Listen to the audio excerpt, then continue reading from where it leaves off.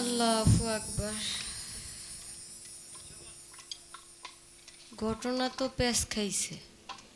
আচ্ছা, পেস খাইছে বলতে এমনি আমি ছোট মানুষ, এর মধ্যে এমন কিছু কথা কয় এগুলো আমার মাথাটারে আরো দেয় উলট পালট করে।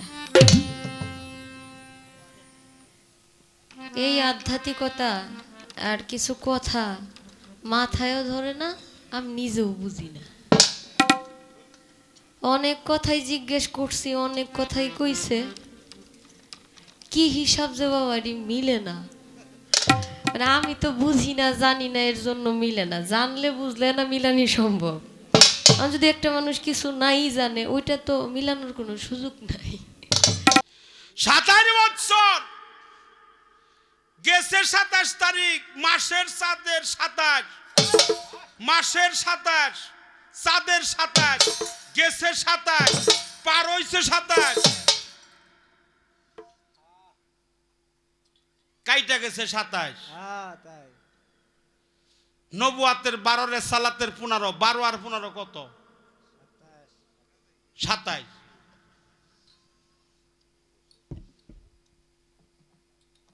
আচ্ছা, আমাবস্যা যখন হয় এটা কয় তারিখে হয়? 27 তারিখ। তোমার কাছে কিন্তু আমার প্রশ্ন, এই যেটা কিন্তু প্রশ্ন করতেছি আমি, আল্লাহ রসুল যে মেরাজে গেছে আমার কোনো সন্দেহ নাই, অবশ্যই গেছে। দেখছে যে দেখে যে উনি সেজদা করতেছে, সব পর্দা খুলছে। হ্যাঁ, 70,000 ফেরেস্তার 70,000 পর্দা পাড়ি দিয়ে গেছে, মাত্র একটা পর্দা হইলো বাকি আছে। আল্লাহ হইলো সেজদায় পড়ে রইছে। জিজ্ঞেস করে, ও আল্লাহ, সেজদা পয়দা তোমার তরে, তুমি সেজদার মালিক, তুমি সেজদা করো কারে? আমার আল্লাহ কয়, দুস্থ তোর চরণের পরে। আমি শেষ করে দিলাম খোদায়। আমার প্রশ্ন, গেল 27, পার হইল 27, মাসের 27, চাঁদের 27, পূর্ণিমার 27, আমাবস্যার 27, পার হয়েছে 27, নবুয়াতের 12, সালাতের 15, 27, তারপরে 15 আর 12 এনেও 27, এত 27, 9,855 দিন এনেও 27। এই 27-এর হাকিকতটা কি দিয়ে আমরা বুঝবো? এই প্রশ্নটা তোমার কাছে আমার রয়ে গেল।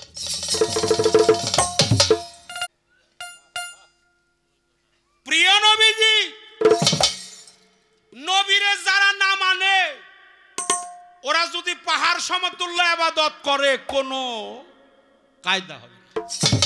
আল্লাহুম্মা সাল্লি আলা সাইয়্যিদানা মাওলানা মুহাম্মদ।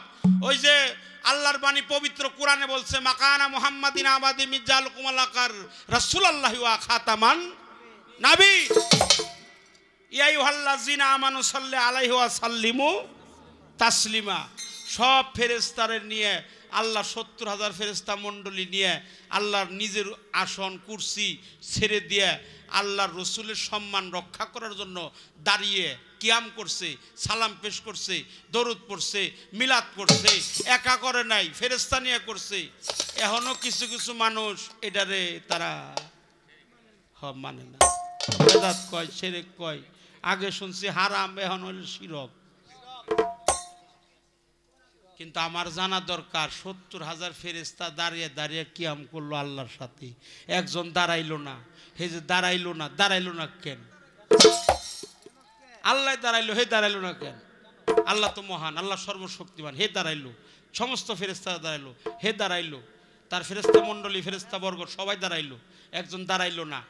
আচ্ছা, না দাঁড়ানোর পরে তার অপরাধ হয়েছিল কি? এ বর্তমানে কোথায় আছে, তার ব্যবসাটা কি?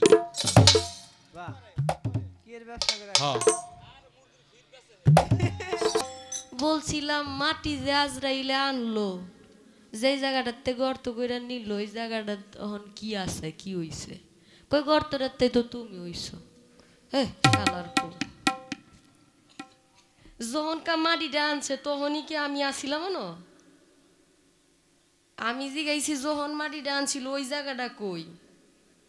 হ্যাঁ, জিগাইছিলাম মাটিটা যখন আনলো, যেখান থেকেই আনছে ওই জায়গাটা কই?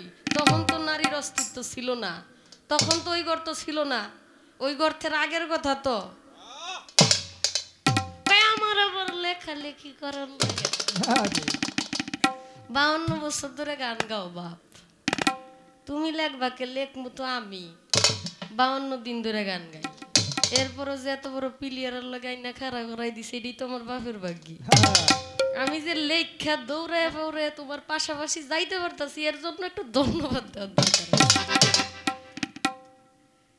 কই কি আর কই কি, মাথাটাই ঘুরে গেল। এই যে খুঁজতাছি আর এই যে বুঝতাছি বয়ে থাকা, মাথাটা কেড়ে ব্যথা হয়ে গেল গা, যে ঘটনাটা কই ঘটলো।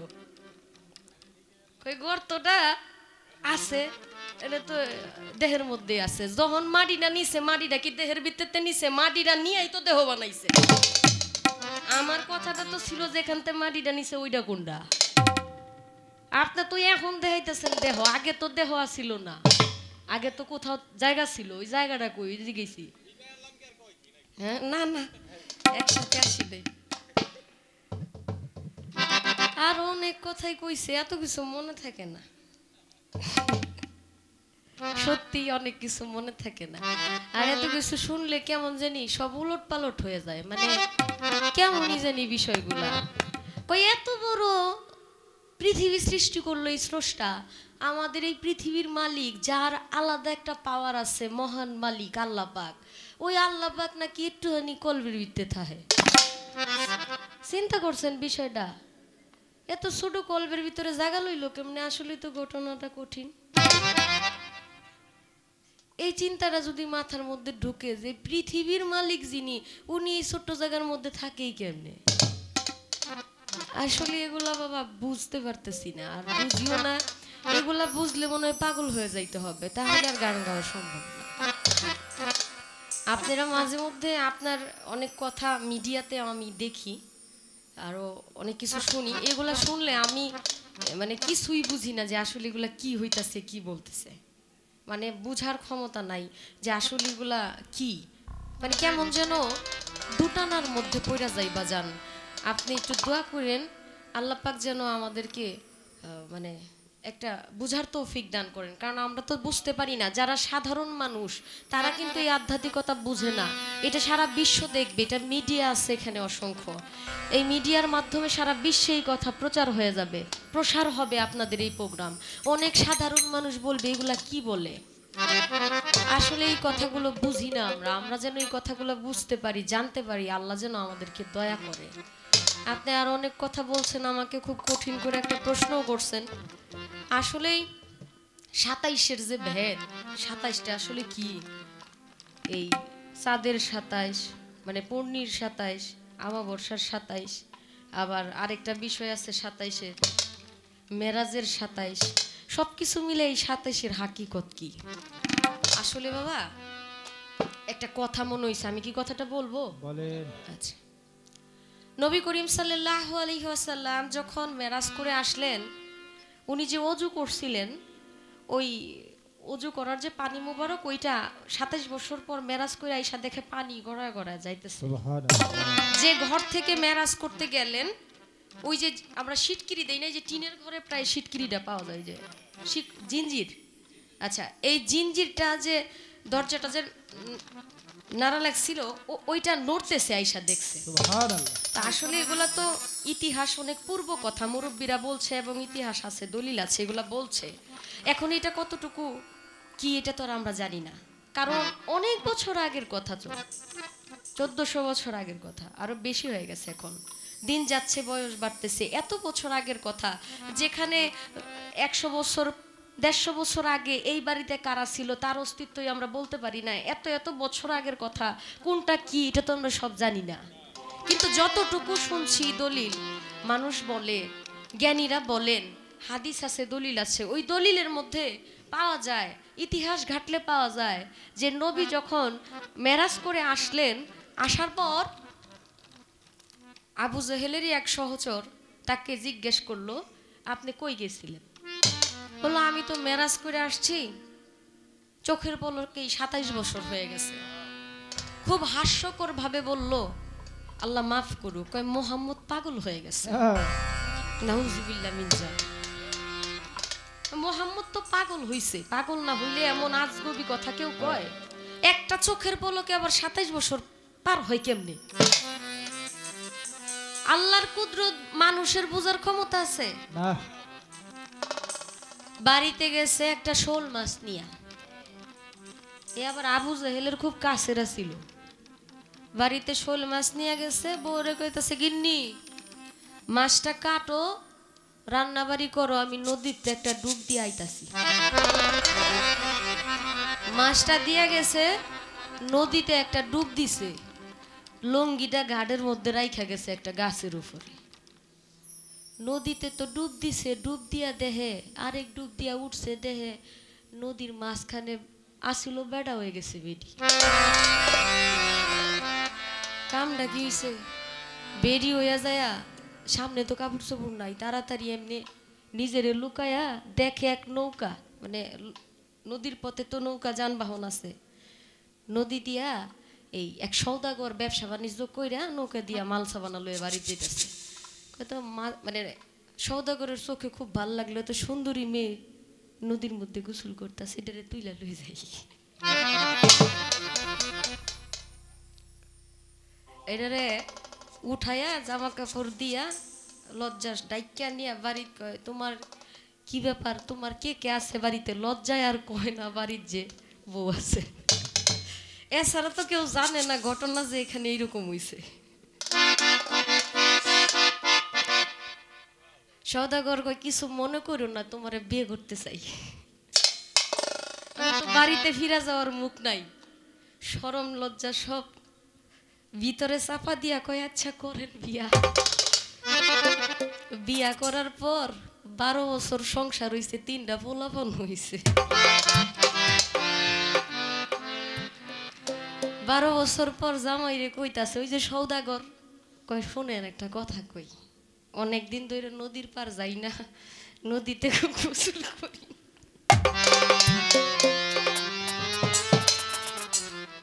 আপনি অনুমতি দিলে নদীতে যাই একটু গোসল করতে চাই। কই, এখন তো তুমি পুরান হইছো, তোমার প্রতি ভয় নাই, যাও গোসল করগা। নদীতে আয়া ডুব দিছে, যেই গাড়ের থেকে মেয়ে হয়ে গেছিল এই গাড়ে বাসছে আবার পুরুষ হইয়া। দেহে গাড়ের মধ্যে লঙ্গি এমনি পইরা রইছে, দৌড়াইয়া গেছে, যায় লঙ্গি পইরা শরীরটা কোনো মতো দৌড়ায় বাইজে, দেহে বউ মাত্র মাছের লেঞ্জার মধ্যে ছাই লাগায় এমনি কানসা কাটবো বাপ। জামাই কয়, এই তুই এখনো মাছ রান্ধস নাই? কয়, নদীর যায় আর দেরি করতারছেন না, যাই এই দৌড় মেরে আয়া পড়ছেন না? কয়, দৌড় মেরে আয়া পড়ছি মানে? কয়, 12 বছর সংসার করে নিলাম, এক বেডার ঘরে 2-3 পোলাপ নইল, তুই কস আমি নদীতে গেছি আর আয়া পড়ছি? কয়, মাথাটা কি একেবারে গেছে নাকি? আল্লাহর কথা কালাম অবিশ্বাস করলে কি না হইতে পারে। ছিল বেডা, বানাই দিছে বেডি, সংসার কইরা মানুষের ডেস্কি পাতিল মাসতে মাসতে জীবনের কাম সারা। এই 27-এর হাকিকত কি সাধারণ মানুষ বুঝবে রে বা রে? মাথায় বাড়ি দিছি। আপনি যে আমার এমনি এমনি কঠিন কঠিন প্রশ্ন করতেছেন, আজকে কয় টাকা দিবেন আমারে? আনছেন তো পেটে বাতে, এরপরও যে যে কঠিন কঠিন কথা কইতাছেন, এইসব কি কথা আছিল? আপনারা জানেন সূরা কদরের কথা জানেন না? এই সূরা কদরের মধ্যে 9টা হরফ আছে। এই 9টা হরফকে 3 দিয়া গুণ দিলে 3 7 কত হয়? 3 নং 27 হয়। 3 নং 27 যে হয়, এর আলাদা হাকিকত। বাবা আমি এত কিছু বুঝি না, এই লাইলাতুল কদরের এই যে কদর যে সূরাটা, এই কদরের সূরাটার সারমর্মটা একটু পড়লে বুঝলে আশা করি এর মধ্যে অনেক কিছু পাবেন। 27-এর আলাদা একটা হাকিকত আছে, এটা আলাদা একটা বিষয়। এই কদর সূরাটা পড়লে আশা করি তার মীমাংসা হয়ে যাবে। একদম পবিত্র কোরআনের সূরা কদরটা পড়লেই হবে। কারণ এই কদরের এই যে কদরের যে বিষয়টা, 27-এর দিন, মানে আমরা সবাই জানি রমজান মাসের 27 তারিখ কিন্তু কোরআন শরীফ নাজিল হয়েছে, বেজোড়া সংখ্যা। এর মধ্যে আল্লাহ পাক আরো ভালো জানেন উনি কেন আমাদের সৃষ্টি করেছেন এবং তার কি রহস্য। বাবা আমি এত কিছু জানি না বুঝি না, আমার আল্লাহর রাস্তে মাফ করে দেন। নবী তত্ত্ব থেকে আরেকটি গান করে আমার ভাবের দেশে অনেক সুন্দর গান গাইছে, যদি ওই কথাটা না বললে তার ভাবটা থেকে আমার সইরা আসা খুব কষ্ট হইতো, কারণ উনি তো খুব ভালো একটা ভাব দিয়ে গেছে। একটা গান করি, এরপর আমি আমার মতো করে কয়েকটা গান করব। অন্তরে অন্তরে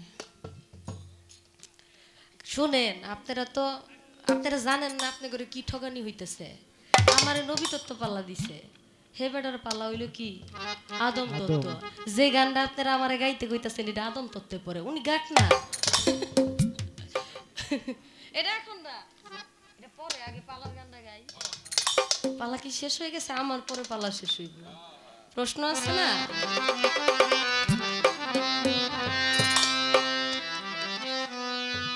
নবীজির কুদরতের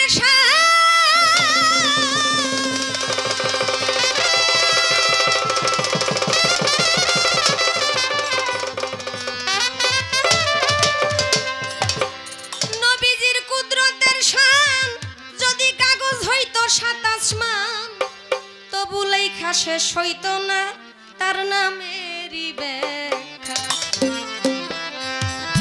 এসমে আহমদ হুজুর পরানো সখা গো, এসমে আহমদ হুজুর পরানো সখা। নবীজির কুদরতের শান কাগজ হইতো ৭ আসমান, তবু লেখা শেষ হইতো না দয়াল নামের ব্যাখ্যা।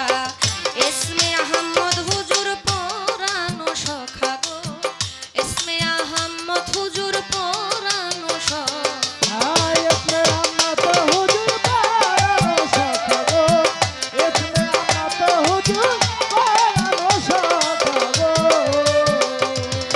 রাসূলে মুকাররম নূরে হয় মুজাসসাম, ৪৫০০ খাস নাম প্রকাশ পুস্তিকা।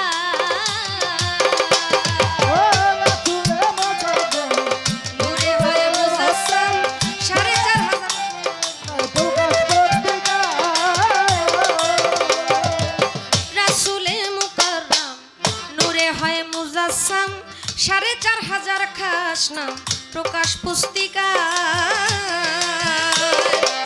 তাফসীরে কাবীরে লেখা রয় তার ভিতরে, তাফসীরে কাবীরে, তাফসীরে কাবীরে লেখা রয় তার ভিতরে, পরানো ভরে জানাই তারে আসসালামু আলাইকা। এসমে আহমদ হুজুর পরানো সখা গো, এসমে আহমদ হুজুর পরানো সখা।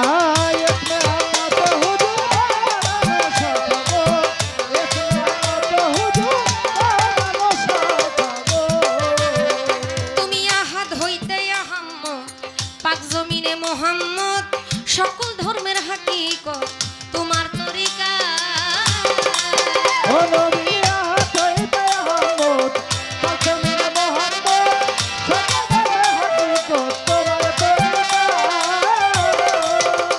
তুমি আহাদ হইতে আহম্মদ, পাক জমিনে মোহাম্মদ, সকল ধর্মের হাকিকত তোমার তরিকা।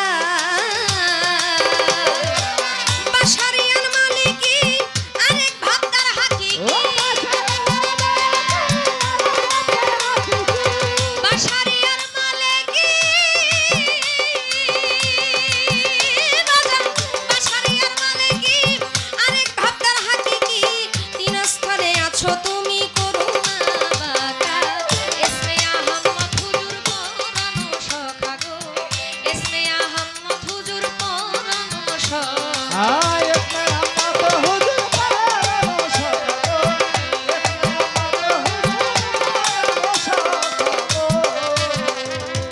মিমের পর্দা উঠাইয়া তোমারে দেখলাম চাইয়া, খুদে খুদা রব রহমান সব তুমি একা।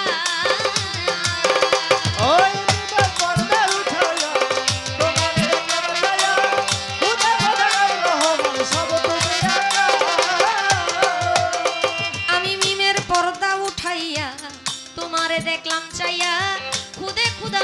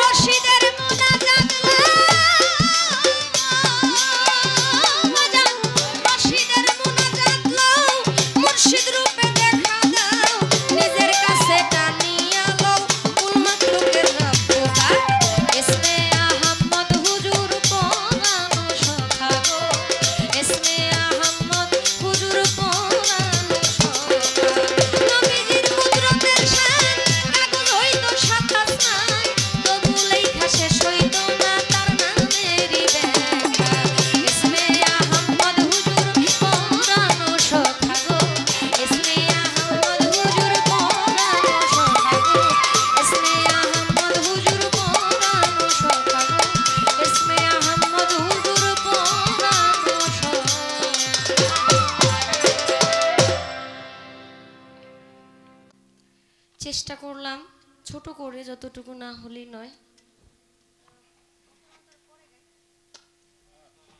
এটা এখন শেষের দিক দিয়ে গায়ে দেব।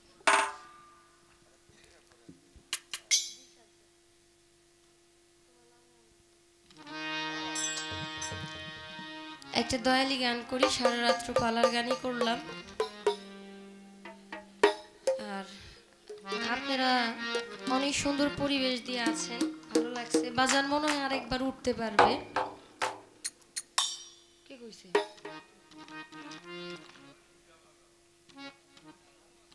কটা? 3:30টার কাছে সমস্যা নাই, সময় আছে। আরেকটা গান, আরো 2টা গান গাইতে পারবো ভালো মতো। আমি 5টা গাইলেও আপনি আরো 2টা গাইতে পারবেন। মাটি যে নিছিল উঠবো যে, আবার দাঁড়ানির একটা ব্যবস্থা করে দেওয়া লাগে না?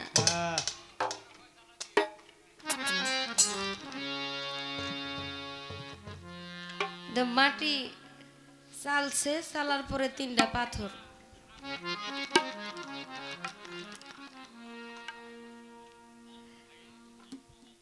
তো ওই পাথরগুলো কি করলো, কয় পাথরেরও নাম আছে, এটা তো আমার জিগাই নেই। জিগাই নেই দেখে কি আপনি কইবেন না? পোলা পানি কি সব সময় কাইন্দা মা বাবার কাছ থেকে খাওয়ান নিব? মাঝে মধ্যে ছোট বাচ্চাদেরকে না খাইতে চাইলেও পুষ্টির জন্য অনেক কিছু খাওয়াইতে হয়, কারণ বাচ্চারা খাইতে চায় না, তো এদেরকে দিতে হয়। বাবা ডিম খাও, ফল খাও, এরা এগুলা খাইতে চায় না। আমি কইছি না দেখে আপনি কইবেন না, বিষয়টা এমন না। আমি না খাইতে চাইলেও আপনার একটা প্রশ্ন করলে 10টার উত্তর দেওয়া উচিত। এটা আপনার নিজ দায়িত্বে। আমি আপনার সন্তান না? আমার প্রতি আপনার একটা অধিকার আছে না? আপনি এই পাথরগুলার নাম দিয়ে একটু কোয়েন বাপ। আরেকটা হইল, ওই যে রুহু ভিতরে যখন যাইব তখন ওইটা অস্থির অস্থির করে আল্লাহ পাকরে বলল, আল্লাহ পাক ভিতরে গেল। আপনি এটা এত শর্টকাট করলেন কে বাজান? আপনি ওই যে আল্লাহর সাথে তো এমনি যায় নাই, আল্লাহ তো অনেক বছর পরে গেছে। কত বছর পরে গেছে এটা কইবেন না? রুহুটা যে ভিতরে দিল, রুহু যে যায় না, অন্ধকার কালো, দৌড়ে আবার আইসা পড়ে। আল্লাহ যে সাথে গেল, আল্লাহ কত বছর পরে গেছে এটা তো আপনি কম নাই। কত বছর পরে গেছে এটা একটু কোয়েন বাজান। আপনি ছাড়া আসলে আমার কেউ নাই, বুঝছেন? কইলে উপকার হয় আর কি। কোয়েন বাজান।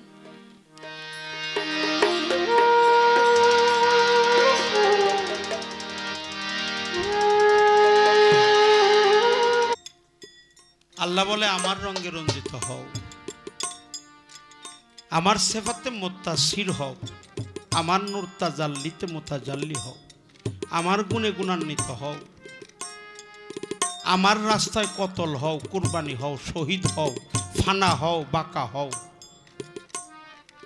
মুর্শিদের চরণ যিনি আঁকড়িয়ে ধরে, তার কি পারের ভাবনা আছে? তার কোনো পারের ভাবনা নাই। মুর্শিদের চরণ কমলে যে সবকিছু বিসর্জন দিয়েছে।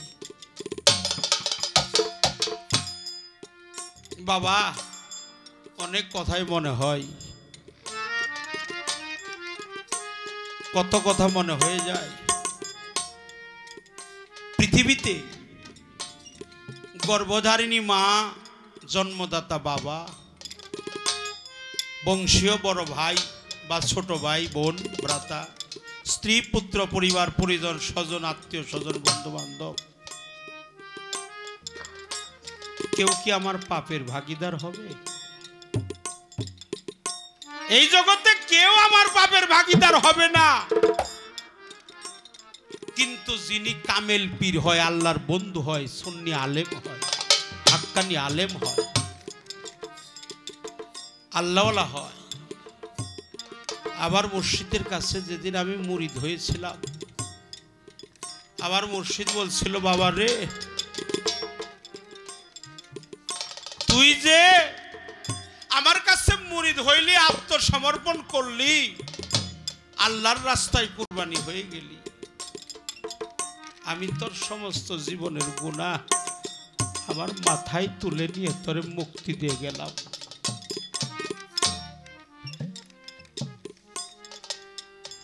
আমার জানা অজানা জাহিরি বাতিনি কবিরা সগিরা সেরে কি বেদাতি প্রকাশ্য গোপন জেনে না জেনে বুঝে না বুঝে পাহাড় সমতুল্য গুনাহ যে করলি তোর সমস্ত গুনাহ আমার মাথায় তুলে নিয়ে আমি তোরে মুক্তি দিয়ে গেলাম। এমন বান্ধব আর কি হবে?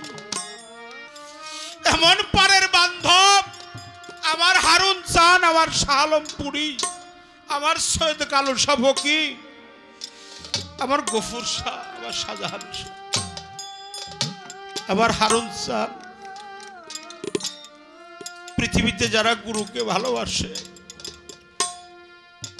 যারা আমার সাসাববাড়ি জালাল শানকে ভালোবাসে, নকুল চানকে ভালোবাসে, আমার মুকুল চানকে ভালোবাসে, আমার রহিম চানকে ভালোবাসে, জগতের মানুষ তাদেরকে দেখতে পারে না কখনো। তাই আমি একেবারে কাঙাল। শাহজাহান বাবা, আমার মতো কাঙাল এই পৃথিবীতে আর কেউ নেই। আমার মাও নেই, আমার বাবাও নেই, আমার জোরার ভাইও নাই। আমার একে একে সবাই গেল। আমার শাহ আলমপুরি কোথায়? হারুন চান তো তোমার আশাই বসে আছে। বন্ধু, তুমি সারা যে আমার আর কেউই নাই। তোমরা আমার তরিকার ভাই, তোমরা তরিকার ভাই। যেখানে আসো আমরা একই পীরের উপাসনা করি। আমরা এক পীর, জগৎময় ব্রহ্মাণ্ডময় গুরু একজন। আমরা একই পীরের উপাসনা করি, একই পীরের গোলামি করি। যেদিন আমার দেহের প্রাণ পাখি বের হয়ে যাবে, আমি যেন আমার মুর্শিদের ওই রূপ দেখতে দেখতেই যেন বিদায় হয়ে যেতে পারি। আমার হারুন চাঁদের ওই রূপ দেখতে দেখতেই যেন বিদায় হয়ে যেতে পারে। যেদিন আমার গুরুকে দেখব, তোমরা আমার তরিকার ভাই, আমার সহচর, তোমরা আমার কাছে এসে আমার মুর্শিদের বর্জকটা আমার সামনে এনে ধরবে তো আমি যেন দীনবন্ধুকে দেখতে দেখতেই যেন বিদায় হয়ে যেতে পারি। আমি একেবারেই কাঙাল। কাঙাল তো যায় কাঙালের কাছে, তাই কেউ নেই। যার মা নেই, যার বাবা নেই, যার জোরার ভাই নাই, তাই একেবারেই সে এতিম। এতিম জানে এতিমের জ্বালা, অন্য তো জানে না যে এতিমের ব্যথাটা যে কত কষ্ট রে। সেই দীনবন্ধুর প্রেমে যারা ঝাঁপ দিয়েছে, কেবল তারাই বুঝতে পারে মুর্শিদ প্রেমের কত জ্বালা।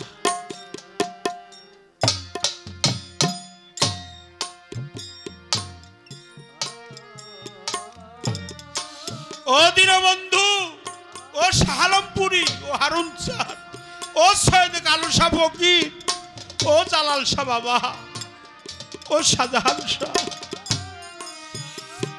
যেদিন তোমার ওই রূপ দেখতে দেখতে বিদায় হয়ে যাব, সেদিন আমার মানুষ জনম দণ্ড হয়ে যাবে। তুমি ছাড়া তো আমার আর কি।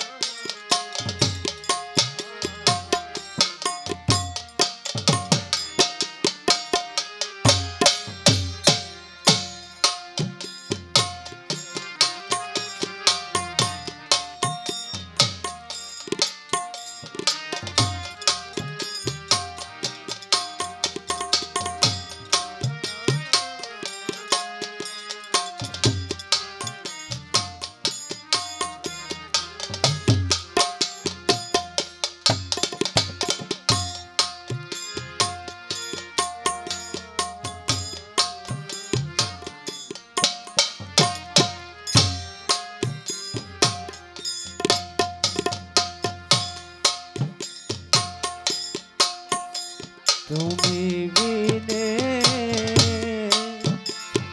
দরদি আমার নাই পাহলে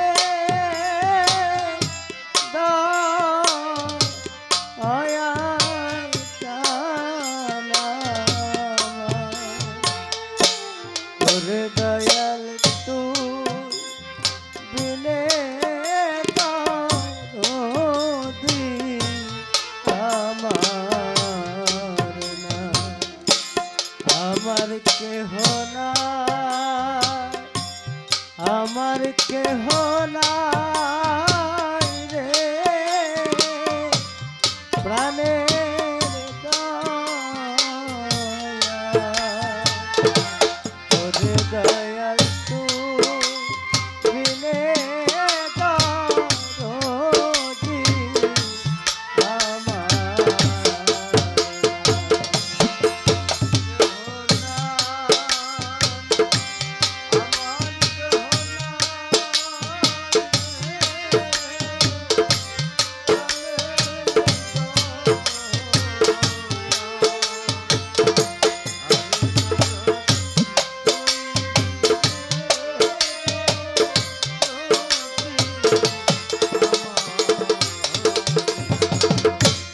ও দয়াল রে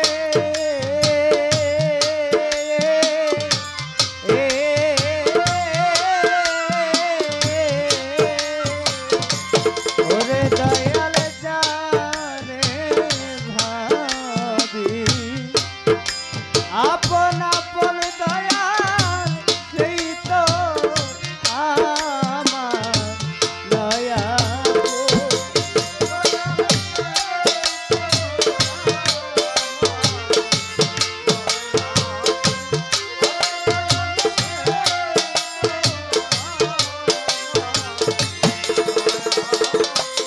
ও দয়াল রে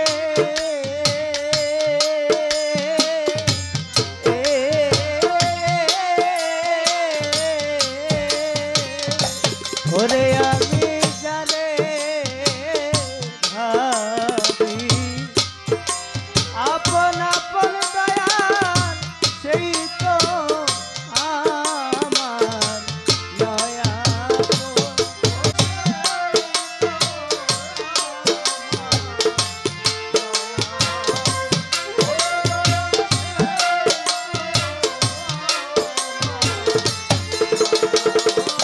ওরে এখন তুমি বিনে এ সংসারে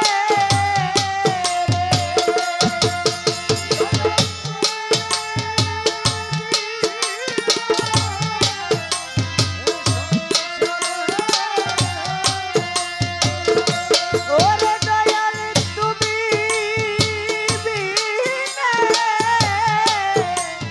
এ সংসারে রে ওরে দয়াল আমার কেহ নাই রে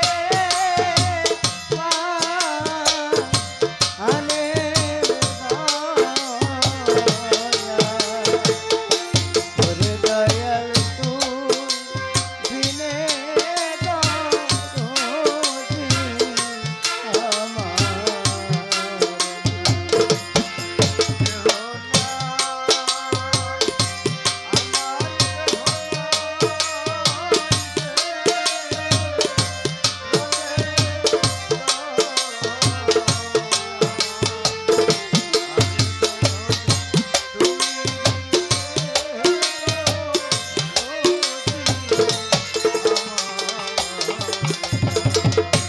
নাই মোর মাতা নাই মোর পিতারে হারুন বাবা নাই তো জোরার ভাই আজকে আবার শাহজাহান লাইয়া পালাইছে কোথায় যার হারালো সেই তো জানে যার হারালো সেই তো জানে অন্য ব্যথা জানে জানে যে হারাইছে সেই তো জানে অন্য ব্যথা জানে না রে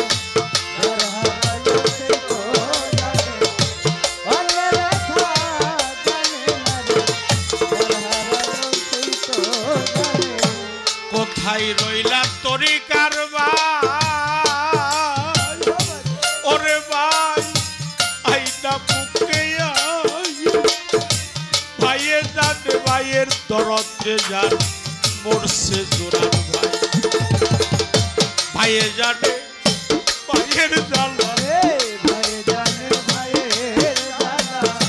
তরিকার ভাই পালার পালা ভাইয়ে জানে ভাইয়ের জ্বালা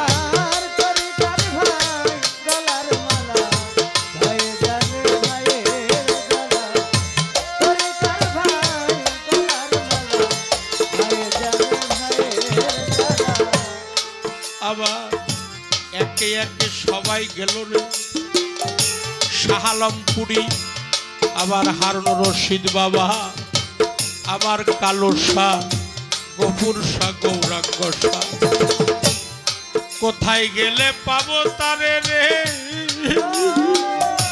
ওরে আবার আপন বলতে কেউ নাই অসময় নিদানের কালী নকুল দান তোমার দেখা দয়ালে সে হৌকান্ডারি দেব আজকে পবের বাড়ি নকুল জান্নাত হৌকান্ডারি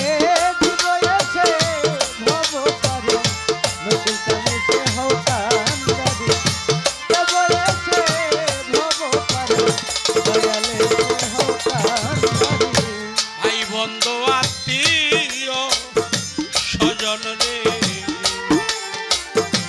আবার ভাই সবাই আদর করে ওরে তারা সবাই আদর করে মার মতো ডার পাইলাম তারে এই আমার মায়ে যে রাখছে উদরে গো যে রাখছে এই উদরে আমার মায়ে যে রাখছে উদরে গো যে রাখছে এই উদরে আমার মায়ে যে রাখছে উদরে গো যে রাখছে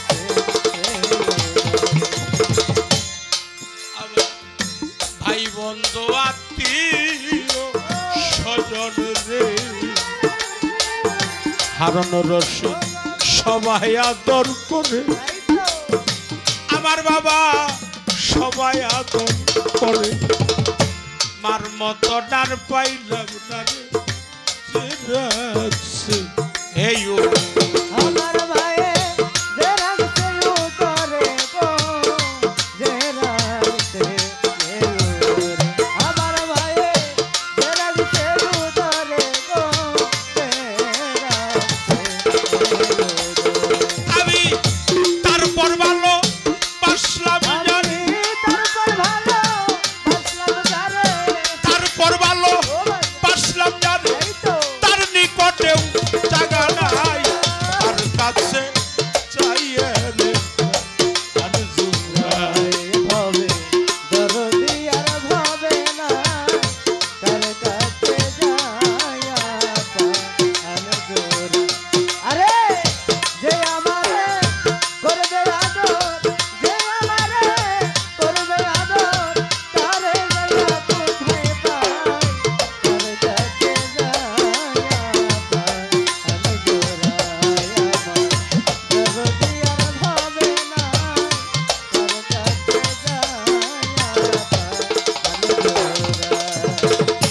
যে ব্যথা লোকানো আছে গো, কালো সাবাবা আমার অন্তরে গফুর শাহ অবাগির করে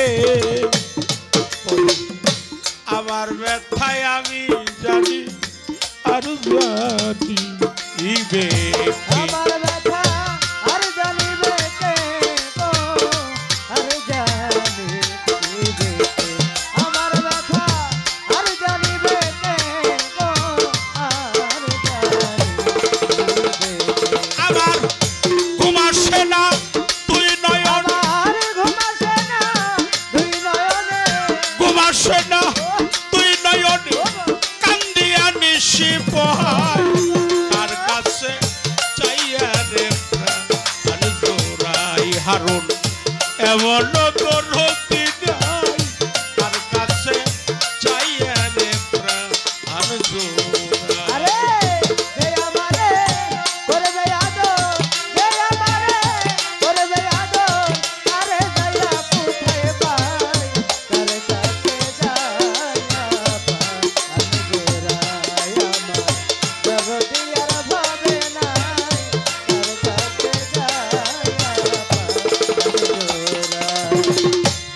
আমার এই ব্যথার অবসান হারুন রশিদ শেষ হয় নাই জীবনে ব্যথায় আমার শেষ হয় নাই জীবনে কার জন্য যে এত ব্যথা শৈল ওহো এত ব্যথা শৈল রহমানে গো শৈল রহমানে এত ব্যথা শৈল রহমানে গো শৈল রহমানে আমার তোমার সেনা তুই নয়নে আমার ঘুমাছে না তুই নয়নে তোমার সেনা তুই নয়নে কান্দিয়া নিশি ভাই আর কাছে চাইয়া রে প্রাণ আনজোরাই আমার দরদিয়া হবে নাই কারো কাছে যায়া আরে ভাবে যে আমারে করবে আদর যে আমারে করবে আদর আরে যায়া কোথায় পাই কারো কাছে যায়া ভাবে নাই কারো কাছে যে আমারে করবে রে আদর যে আমারে করবে রে আদর আমি তারে যাইয়া কোথায় পাই শাহালমপুরি হারুন রশিদ তার কাছে যাইয়া রে প্রাণ জোড়াই আমার এমন বান্ধব পাবে নাই কার কাছে যাইয়া রে প্রাণ জোড়াই